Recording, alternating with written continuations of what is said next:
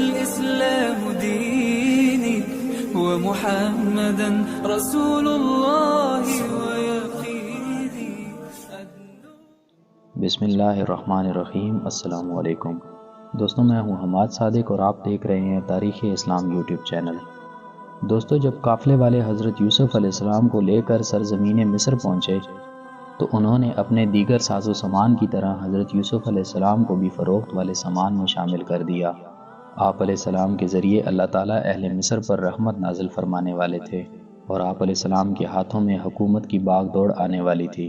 اس لیے عزیز مصر نے آ کر آپ علیہ السلام کو دیکھتے ہی قافلے والوں سے خرید لیا، کیونکہ اسے آپ علیہ السلام کی پیشانی پر خیر و برکت کے آثار نظر آنے لگے.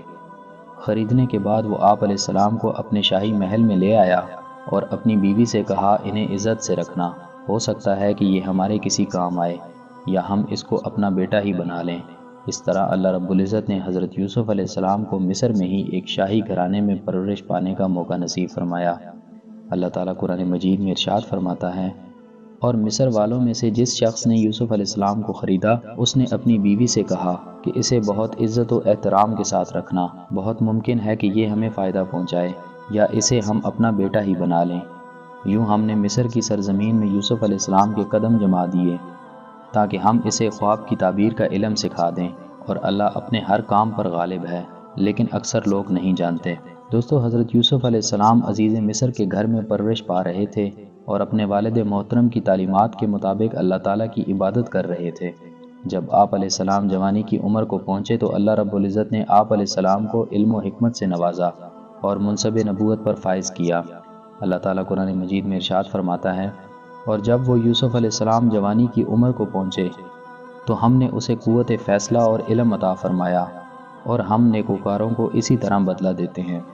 حضرت یوسف علیہ السلام جب جوانی کی عمر کو پہنچے تو آپ علیہ السلام حسن و جمال کا پیکر اور انتہائی خوبصورت تھے. عزیز مصر کی بیوی آپ علیہ السلام کے حسن پر فریفتہ ہو گئی اور آپ علیہ السلام کو ورغلانے کی بہت کوشش کی.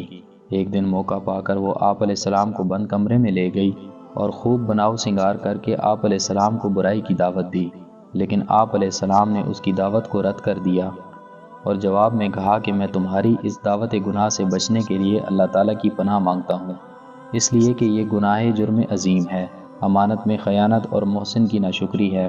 تمہارا شوہر میرا محسن ہے، اور یہ کیسے مناسب ہوگا کہ میں اپنے محسن کی عزت سے کھیلوں؟ اپنے محسن کی خیانت کرنا تو ظلم ہے اور میں ظلم کا ارتکاب نہیں کر سکتا. اس کے بعد آپ علیہ السلام اپنی پاک دامنی کے لیے کوشش کرتے ہوئے دروازے سے باہر نکلنے لگے تو عزیز مصر کی بیوی نے آپ علیہ السلام کا پیچھے سے کرتا پکڑا جس سے وہ پھٹ گیا. دروازے کے پاس ہی دونوں نے عزیز مصر کو سامنے پایا. اللہ تعالیٰ قرآن مجید میں ارشاد فرماتا ہے، جس عورت کے گھر میں یوسف علیہ السلام رہتے تھے اس نے یوسف علیہ السلام کے نفس کو گناہ پر ابھارا اور ایک دن دروازے بند کر کے کہنے لگی، آ جاؤ اپنی خواہش پوری کر لو. یوسف علیہ السلام نے کہا، اللہ کی پناہ، وہ تو میرا آقا ہے، اس نے مجھے بہت اچھی طرح رکھا ہے، بے شک ظالم لوگ کامیاب نہیں ہوا کرتے. یقیناً اس عورت نے یوسف علیہ السلام سے گناہ کا پختہ ارادہ کر لیا تھا، اور یوسف علیہ السلام اگر اپنے پروردگار کی واضح دلیل نہ دیکھتے تو وہ بھی ایسا ہی ارادہ کر لیتے.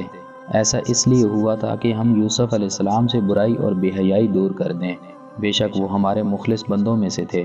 اور وہ دونوں دروازے کی طرف دوڑے اور اس عورت نے یوسف علیہ السلام کی قمیض پیچھے کی طرف سے کھینچ کر پھاڑ دی، اور دروازے کے پاس ہی عورت کا شوہر عزیز مصر دونوں کو مل گیا. تو عورت فوراً کہنے لگی، جو شخص تیری بیوی کے ساتھ برائی کا ارادہ کرے بس اس کی سزا یہی ہے کہ اسے قید کر دیا جائے یا اسے کوئی دردناک سزا دی جائے. دوستو، حضرت محمد صلی اللہ علیہ وسلم نے ارشاد فرمایا، 7 خوش نصیب ایسے ہوں گے جنہیں اللہ تعالیٰ اس دن اپنے عرش کے سائے کے نیچے جگہ نصیب فرمائیں گے جس دن کوئی سایہ نہیں ہوگا. ان میں سے ایک وہ نوجوان ہوگا جسے حسب و نسب والی خوبصورت عورت نے گناہ کی دعوت دی اور اس نے کہا، میں اللہ سے ڈرتا ہوں. تم میں سے کوئی شخص محرم کے بغیر اجنبی عورتوں کے ساتھ تنہائی میں نہ رہے. جب کوئی شخص اجنبی عورت کے ساتھ تنہائی اختیار کرتا ہے تو ان کے ساتھ تیسرا شیطان ہوتا ہے. حضرت یوسف علیہ السلام جب اپنی عزت بچانے کے لیے بھاگتے ہوئے دروازے پر پہنچے تو عزیز مصر کو دروازے پر پایا. عزیز مصر کی بیوی نے اپنے شوہر کو دیکھتے ہی چالاکی کرتے ہوئے اسے آپ علیہ السلام کے خلاف بھڑکانے کی کوشش کی اور کہا کہ جو آدمی تمہاری بیوی کے ساتھ برائی کا ارادہ کرے تو اس کی سزا یہی ہے کہ اسے قید میں ڈال دیا جائے یا اسے کوئی اور دردناک سزا دی جائے۔ حضرت یوسف علیہ السلام نے بھی اپنے آپ کو بے گناہ ثابت کرنے کی کوشش کی۔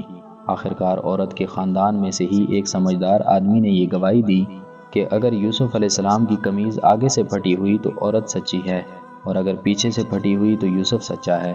لہٰذا جب عزیز مصر نے دیکھا کہ آپ علیہ السلام کی قمیض پیچھے سے پھٹی ہوئی ہے تو وہ فوراً معاملے کی حقیقت کو سمجھ گیا اور اپنی بیوی کو توبہ کرنے اور یوسف علیہ السلام کو درگزر کرنے کو کہا۔ اللہ تعالیٰ قرآن مجید میں ارشاد فرماتا ہے، یوسف علیہ السلام نے کہا کہ اس نے ہی مجھے گناہ پر آمادہ کرنا چاہا تھا، اور عورت کے خاندان ہی کے ایک شخص نے گواہی دی کہ اگر یوسف علیہ السلام کی قمیض آگے سے پھٹی ہوئی تو عورت سچی ہے اور یوسف جھوٹا ہے، اور اگر یوسف علیہ السلام کی قمیض پیچھے سے پھٹی ہوئی ہے تو عورت جھوٹی ہے اور یوسف سچا ہے۔ جب عزیز مصر نے یوسف علیہ السلام کی قمیض کو دیکھا وہ پیچھے سے پھٹی ہوئی تھی تو صاف کہہ دیا کہ یہ تو تم عورتوں کی چال بازی ہے، بے شک تمہاری چال بڑی خطرناک ہوتی ہے۔ اے یوسف، آپ اس بات کو درگزر کر دو، اور اپنی بیوی سے کہا کہ تو اپنے گناہ سے توبہ کر، بے شک تو ہی گنہگار ہے۔